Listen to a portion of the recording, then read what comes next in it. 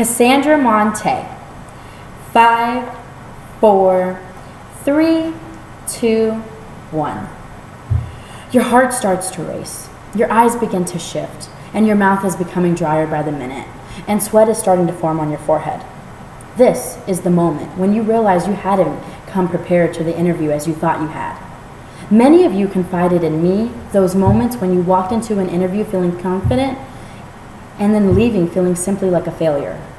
While every missed opportunity is a learning experience, one element that is essential to success throughout the job application is preparation.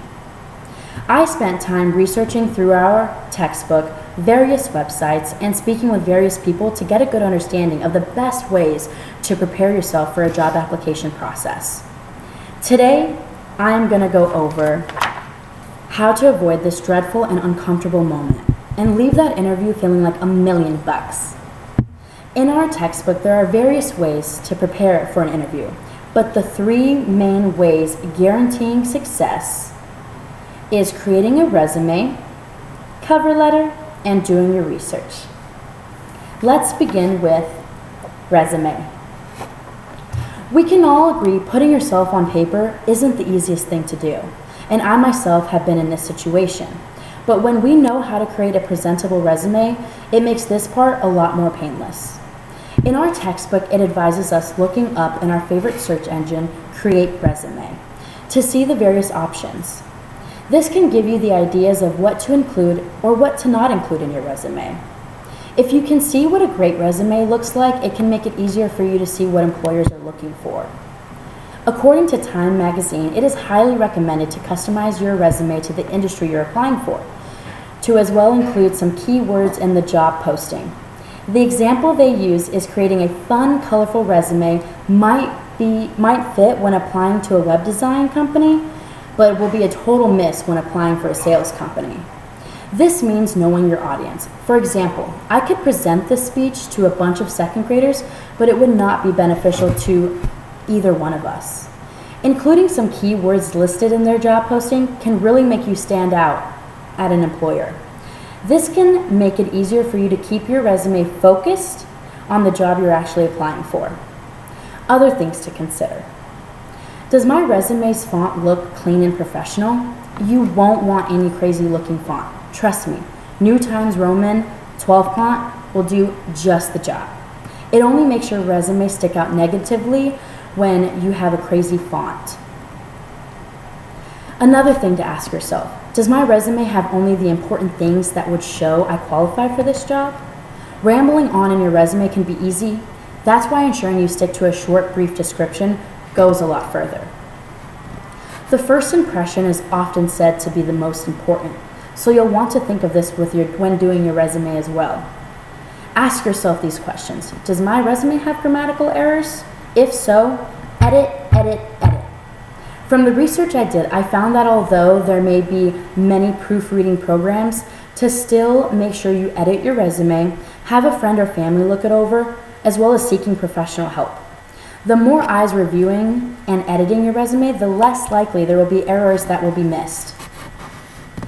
Now that I have covered how to write your resume by viewing other resumes, customizing it to the job position you're applying for, and to edit, edit, edit, let's talk about creating that cover letter for the specific job you're looking for. Cover letters often get overlooked. Many people think a solid resume is all that's needed. However, that cover letter is a brief summary of your resume and how your skills apply to the position you're applying for. Many of you mentioned that you find yourself being redundant in a cover letter, but a good way to avoid that is keeping your resume short and direct. The cover letter and interview will both provide opportunities to expand on your skill sets. As stated in our textbook, it is best to look at the cover letter as an introduction, sales pitch, and proposal all in one. This is where you highlight all the skills you have created over time that make you qualified for this position. Let me go over how to go about creating an introduction, sales pitch, and proposal for your cover letter. The introduction should include your information, as well as who you are addressing it to. It is highly recommended that you should address your cover letter to the person interviewing you. Often you can call and get that information. Yes, there will be times where you simply don't know who's going to be interviewing you, and this is where the "to whom it may concern" comes in. This allows you to keep things professional while still addressing the interviewer. Do not make that awful mistake I made of keeping the same cover letter for a previous job. Trust me, from experience, this ensures you won't get that job, as it makes you look unmotivated and uninterested. The sales pitch, so to speak, as mentioned in College Magazine, is where you'll want to show off a bit.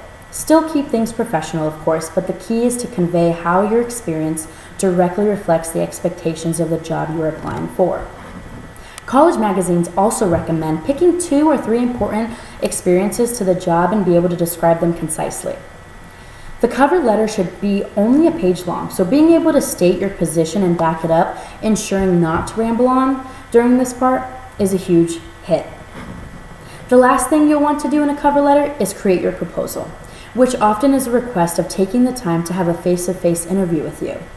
Not only do you want to mention you would appreciate the opportunity to interview with them, but as well as thank them for considering you as an applicant and viewing your resume. This is a nice way to close your cover letter, leaving them feeling that you really value their time and are serious about adding value to their company.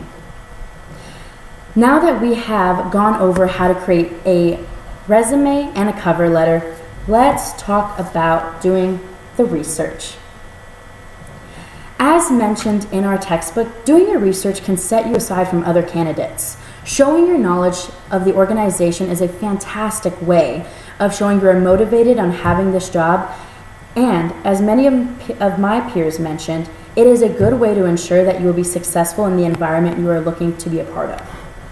A few ways you can research the position you're applying for is to simply by Googling the company you're applying for and looking at the company's About Us section.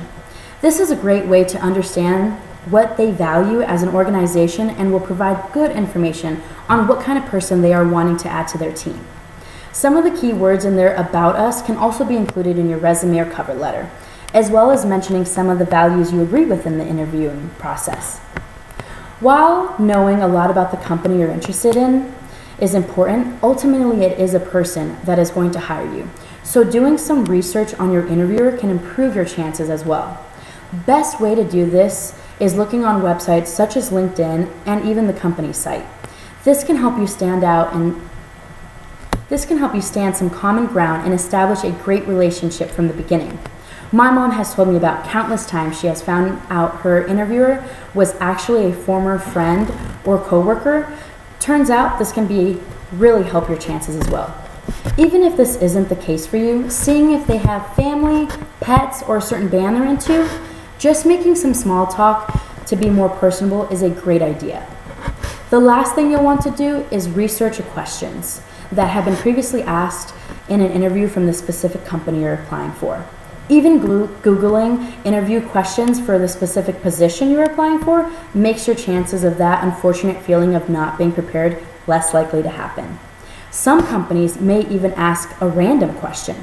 Usually, this is trying to determine if you're quick on your feet. So trying to prepare for those random questions is a great key to making sure that your interview process can go stress-free. Today, I covered by creating a resume, cover letter, and doing your research, you can show this will make sitting across from your possible future employer less frightening. When you come prepared, it shows and holds a lot of credibility to your character and work ethic. In closing, I hope these tips guide us to all be successful while interviewing as well as in taking the first steps in a new job. Thank you.